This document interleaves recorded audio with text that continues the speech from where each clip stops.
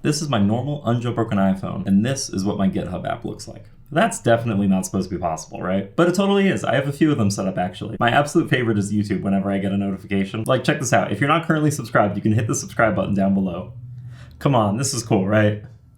Yeah, okay. If you've been enjoying these videos and you actually did just subscribe there, you're awesome. I genuinely appreciate it a ton. But back to the icons. Again, this is not supposed to be a thing. So what's going on here? Well, if you know your iOS APIs well, you might already be able to guess. This is abusing the alternate icon system that lets you provide a set of static icons that your users can choose from. And if you change an image frequently enough, you get the illusion of a moving picture. There is no big mind-blowing surprise there, and that is what's happening under the hood here. But if you've used this API before, you know there's more to it than that. For one, when you call set alternate icon name, the API that makes your app's icon change, iOS will show an alert to the user indicating that the change was successful. And not only that, if you call this method in the background, nothing happens at all. And we can confirm this pretty easily. I have a sample project set up that has two icons available, one called red dancer, one called blue dancer. And whenever you provide multiple icons for your app, you have to add that information in your info.plist file. So I've gone ahead and done that here, saying we have two icons, again, red dancer and blue dancer. Then over here in our view controller, we have one button that we're going to use the red icon, one to use the blue icon. And when those are tapped, they call set alternate icon name. Now, if I bring up my phone screen here, we can see how it works. If I open the app icons app and now I choose the blue icon, we get an alert. If I go back to the home screen, we have a blue icon. And we can do the inverse too. I can choose the red icon, switch back to red. But if we change our sample app so that instead of happening immediately, we change the icon after 3 seconds. And I'm also going to set up a background task so that we can make sure that our app stays alive in the background while this is happening. So now let's try this version. We currently have a red background, but if I tap into this, hit the blue icon button and wait 3 seconds,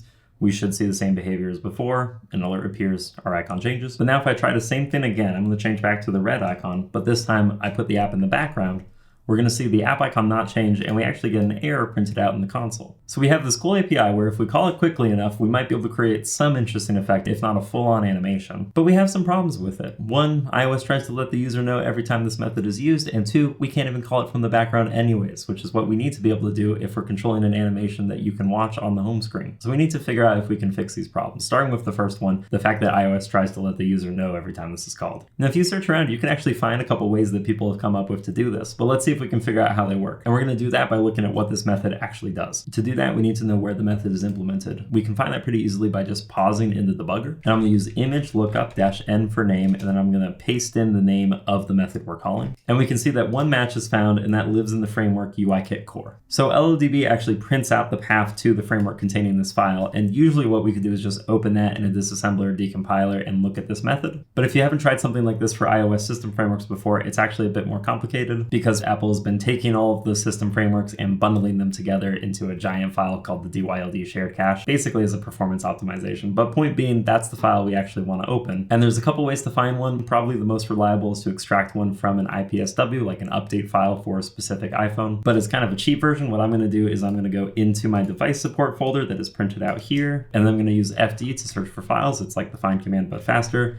And I'm going to search for files named DYLD shared cache. And we have a bunch from different versions of iOS. I don't know if this still works on iOS 17 or newer because I think all of my results for iOS 16, but it'll work for our case. So I'm just going to go ahead and take one of these paths and I'm going to open it in Finder. And now we can take this DYLD shared cache file and open it in a disassembler. I'm going to use IDA today. We can just drag this in here. All these defaults should be fine for our use case. So I'm going to go ahead and hit OK. And because this is that giant shared file that essentially contains all the code for all of the system frameworks, we get this pop-up that asks us which specific framework we want to look at. So I'm going to go ahead and Command F and filter down to UIKit core, and then we can open that. And cool, IDA is still doing its same, but we should be able to get started. Over here on the left, we have a list of functions in this binary. I'm going to go ahead and Command F and search for set alternate icon name. And you can see we have a few. I'm going to go ahead and expand this way so we can see the full names of these things. So this is the one we're actually calling into. This is UI application set alternate icon name completion handler. You can also see all these other functions below it that are suffixed with block invoke. That's the name you'll get if you define a block within another function. That block's implementation has to live somewhere. So this looks like the code for set alternate icon name maybe includes the definition of 5 different blocks in it. Those live here. We can also see an entirely different set of these that have an additional underscore prefix at the beginning. We have underscore set alternate icon name, which is interesting, but maybe we'll look at that in a sec. Let's start by looking just at this method that we're calling into. I'm gonna go ahead and shrink this back down, and now we can double click to look at that method. And we could try to parse through this assembly, but it's often easier to start with a decompilation. So I'm gonna go ahead and say generate pseudocode, and now we have a rough decompilation of this original method. And from a quick scan, it looks like it basically does two things. One, it creates a block. So this is the decompilation we'd expect if you just created a block within your method implementation. And in particular, we can see that this block's implementation lives here in one of those block invoke functions we saw earlier. And then we call another method, which is this underscore prefix set alternate icon name that we saw earlier. And of particular interest is that the completion block that we pass into that method, that last parameter here, IDA calls this v7, that's that same block we created earlier. So when we call set alternate icon name, we're passing in our own completion handler, but instead of forwarding that to this underscore prefix method, it's creating its own completion handler and using that instead, which almost definitely sounds more complex than it is. This is a not uncommon pattern. We provide a function called set alternate icon name, which is expected to do some work and then invoke a completion handler. And this method just ends up being a wrapper around the real implementation. The only difference being it wants to do some additional work before that real implementation calls the completion block. So it creates its own completion block, does some work, and then calls the original completion. That's, I think, what we're seeing here. This is a way for this method to add some additional work after the real work is done. And for what that additional work is, we can click into the implementation of this block. And if we just quickly scroll through the decompilation of this method, we can see that alert string, you have changed the icon, and we can see down here that it's creating a UI alert controller and it's actually showing it down below. So that's what this method is doing. It is creating a new completion block that wraps the actual completion block that we passed it. And that new completion block is what's responsible for showing the alert to the user. And then it's calling into the set alternate icon name method to do the actual work of changing the icon. And that's really fun to know because that means that we can skip the alert by just calling this underscore set alternate icon name directly. So let's try that. I'm going to come back to Xcode, and calling a private method from Swift can be a little annoying sometimes. So what I'm going to do is I'm going to create a new file, and we'll make it a header file, and I'll call it UI application plus private.h. And right here, I'm just going to define a new category on UI application. We'll just call it private. And I'm going to take the exact method definition for the real set alternate icon name, just straight from the developer docs, and I'm going to paste it in here, but I'm going to add an underscore in front. Now I'm going to go ahead and add our new header file to our bridging header. And now hopefully from Swift, we should now be able to see this underscore method. No, what'd I do wrong? We need to import UI kit here one day. Okay, that built successfully. So I'm gonna go ahead and run this on my phone again. And we currently have a blue icon, but if I tap into this and I choose red icon and we wait for the 3-second delay that we added in, we can see in the console this output, the app icon changed. And if we go back, we have a red icon. And if we tap blue icon and wait a second again, we have a blue icon. So great, that's a valid fix for not showing the alert. And if you search for underscore set alternate icon name online, you can see some people referencing this method. So again, this isn't brand new, but it sets us up well to solve our second problem, which is that this still doesn't work in the background. And we don't know if that's due to some underlying technical issue that we won't be able to work around, or if this is just a check somewhere that we can find a way to bypass. So I'm gonna switch back to our disassembler. And now that we know the real work is done by this underscore set alternate icon name, I'm gonna go ahead and look at the implementation of that. Should be this top one here. And this one's a little messier, but still not too bad. First, we call this method to get an ls application proxy. And I happen to be familiar with that object already, but if you haven't seen it before, don't worry for now. Just know that we are getting some object back and setting it into this variable v8. Now we're calling a memory management function on v8 and getting that result back into v9. And now we check if v9. This whole bit basically boils down to check if this object is nil or not. If this object is nil, then we're going to come all the way down here. We're going to create a new block. That block is going to be stored into a variable called block, and then that ends up in this v13. Again, disassembly or decompilation is always a little bit messy. You just have to follow a couple jumps. But we end up with that block in v13, and we're eventually going to call dispatch async. We basically run that block on the main queue. So presumably that's just like an error handler, right? If v9 is nil, then we're going to go ahead and run this block. We can actually click into the implementation.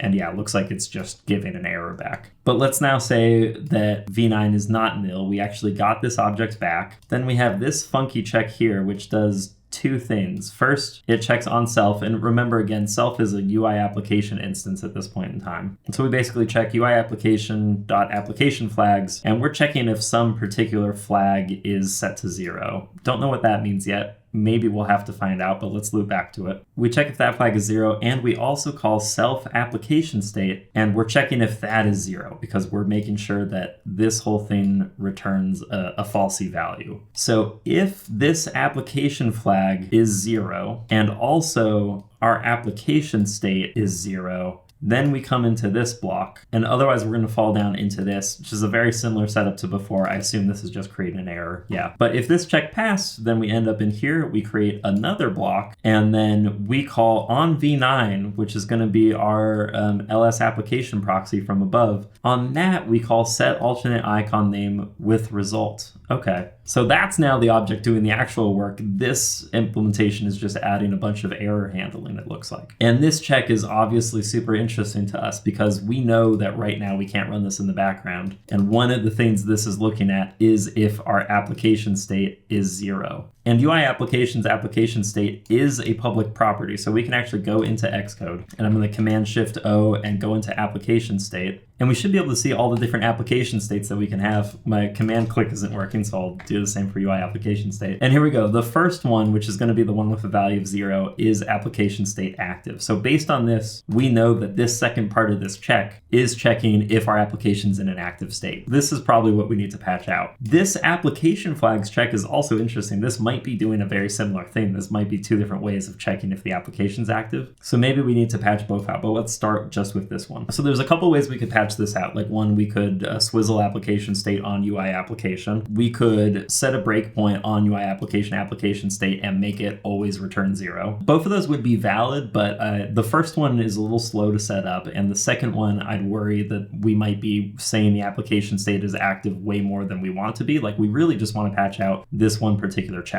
So what I'm going to do instead, I'm going to come back to Xcode, and our application is still running. I'm going to go ahead and pause it in the debugger. And what I want to do now is I want to use dis, short for disassemble, and then -n, short for name. And I'm going to go ahead and paste in the full name of the method we were just looking at. So again, that's the underscore prefix version of set alternate icon name. And I'm going to hit enter, and what we should get is a disassembled view of that same method we were just looking at. And if I scroll up, we can see this call to Objective-C message send application state. That's the call matching this right here. So we have a branch with link call to actually call the application state getter. And when we call application state, the return value for that method is going to end up in register x0. And that lines up with the next instruction that we have. We have compare in branch if 0, and that checks if x0 is equal to 0 and branches somewhere if so. So again, that lines up with what we have here, where we're calling this method and we care if it's equal to 0 or not, and we branch based on the result. We want it to be equal to 0. So what we can do is we can take this address of this instruction, this compare and branch of 0, and we can add a breakpoint on it. I can do b-a for address and pass in that address. And now we're going to set a breakpoint that's going to be run just before this instruction is invoked. When you set a breakpoint on an address, that breakpoint is run before the instruction on that address is invoked. So it's going to run right after our call to application state, which is going to set register x0 to whatever our application state is. And we can confirm this really easily. We have our breakpoint. Let me resume execution, and I'm going to go ahead and bring up my phone screen again. So if I tap to change the icon back to red, we're going to wait a couple seconds, and then this breakpoint that we just set should trigger. And here we go. We can see we're stopped just after this call to application state. And if in the debugger I print out the value of register x0 right now, we'll see we get a value of 0 back, which makes sense because our application is currently active. But if I resume execution again, and I'm going to do the same thing, but this time I'm going to change the icon and now move the app to the background, we should hit the breakpoint again. We're at the exact same spot as before, just after this instruction, but this time, if I print out the value of x0, we get a value of 2. And if we look at what that means for UI application state, that's going to be UI application state background. Perfect. Anyways, what am I getting at here? What we want to be able to do is behave like this call to application state always return 0, always return saying we are active. And we've seen that its return value is stored in the register x0. What we can do is use br for breakpoint, com for command, and add, and it's going to modify the last breakpoint we made, this one on this instruction. And I'm going to do two things. I'm going to use register write to update register x0 and set its value to 0. meaning once this command runs, we are going to overwrite the register regardless of what this method call placed in it. We're going to overwrite that register to act like that method call always returns 0. And then I'm going to use con, short for continue, to automatically continue execution whenever that command is hit. And then we can say done to finish off our breakpoint commands. So now we have a breakpoint set up that, again, will effectively overwrite whatever this call to application state said and act like it returns 0. We have a red icon right now, so I'm going to open this back up, tap blue icon, switch back to the home screen, and if we wait a second or two, there we go. We've successfully switched the icon while in the background. And in the process, we have proved that the only check here that actually matters is this check, this call to self-application state. This check beforehand for application flags does not matter, and there's nothing in this implementation that actually requires the app to be in the foreground. It is just this one check. This is great. So now we know all we need to actually patch out is this. And we were able to temporarily work around it in the debugger, but we need something more permanent. So what we could do is patch out this check, and that could be a bunch of things. Again, we could swizzle UI application state, and under the right conditions have it return 0. We could also skip this check entirely and just call this set alternate icon name with result directly, the same way that we skipped this original set alternate icons name and went straight to the underscore version to get rid of the alert. That might be a little easier, so let's try that. And to do that, first we're going to need to get the results of this function. I expect calling this function to be kind of annoying from Swift, so what I'm curious is if we double click into this, whether or not this is calling something that we can access more easily. So let's see, the first thing this does is it calls default workspace on some object. This is probably a class. If we click into it, it is a class called ls application workspace. So we call ls application workspace default workspace, and we're going to take the result of that, and on that we're going to call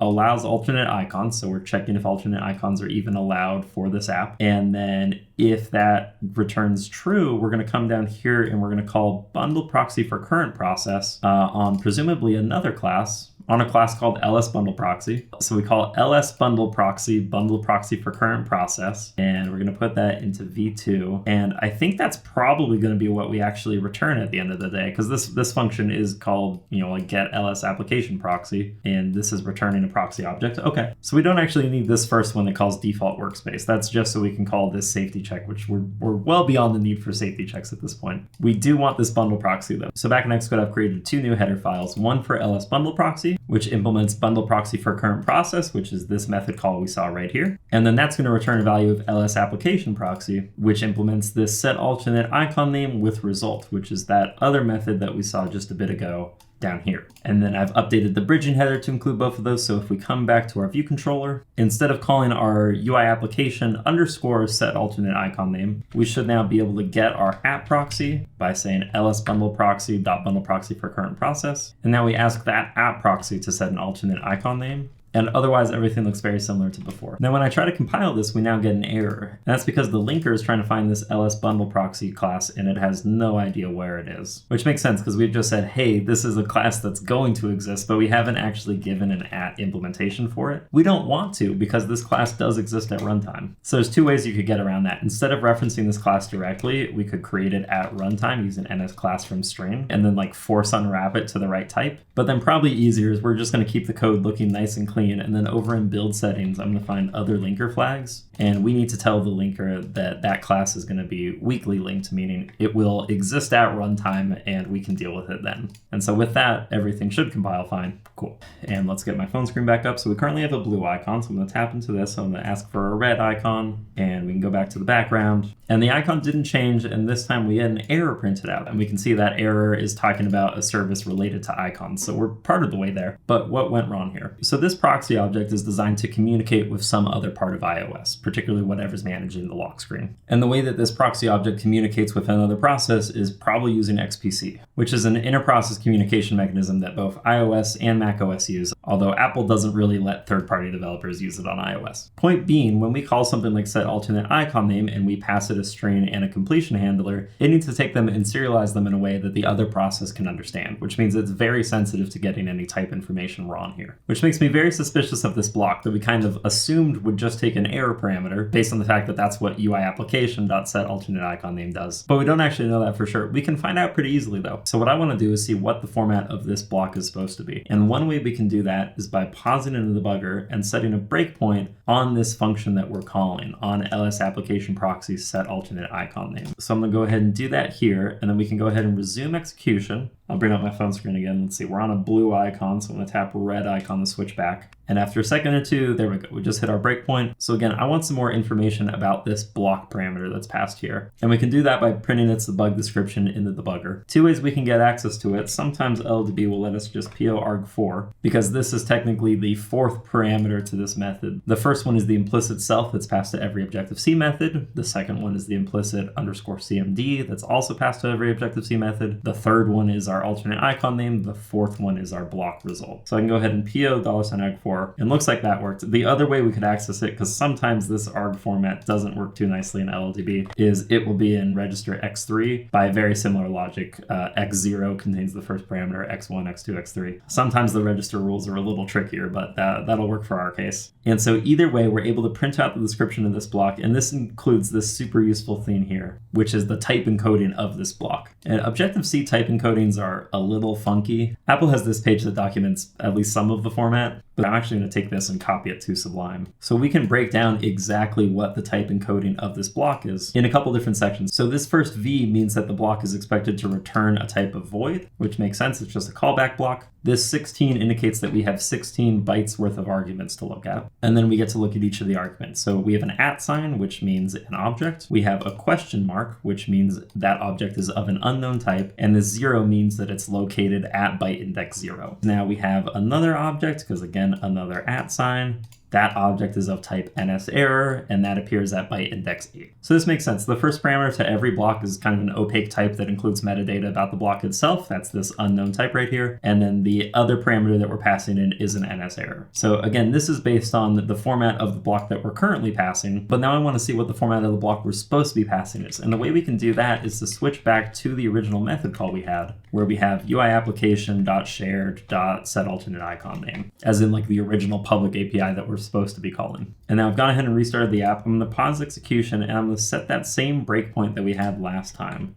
Breakpoint on ls_application_proxy_setAlternateIconName, because we know internally this public method will eventually call that. Now I'm going to resume execution. We'll come back to the phone, and I'm going to go ahead and request that we change our icon. And after a second or two, it looks like we just hit our breakpoint. And so same thing as before, I'm going to print out the block that is being passed to this method. But now we can see we have a different signature than before. So we'll copy this back over to Sublime and look through it just the same. So we have a block that returns void, which makes sense. We have 20 bytes worth of arguments. The first one is going to be that same implicit block metadata that's passed to every block. But now we have a new one. We have a B, which corresponds to a Boolean value, and that's located at byte index 8. And then we have our NSError, same as before, and that's located now at byte index 12. So this is what we were missing. Before the NSError parameter, there's supposed to be a Boolean parameter. I'm assuming that just indicates whether or not the operation was successful. So now we can go ahead and switch back to using this LS application proxy version that we had before. And now we can go ahead and add that new success Boolean parameter here. And it's going to complain that it has no idea what parameter we're talking about. So we'll go ahead and add it to our header as well. And perfect. It looks like that compiled fine. So I'm going to go ahead and actually run it on the phone. And we're currently showing a blue icon. So I'm going to go ahead and open the app and switch to the red icon. I'm going to move it to the background. And after a second or two,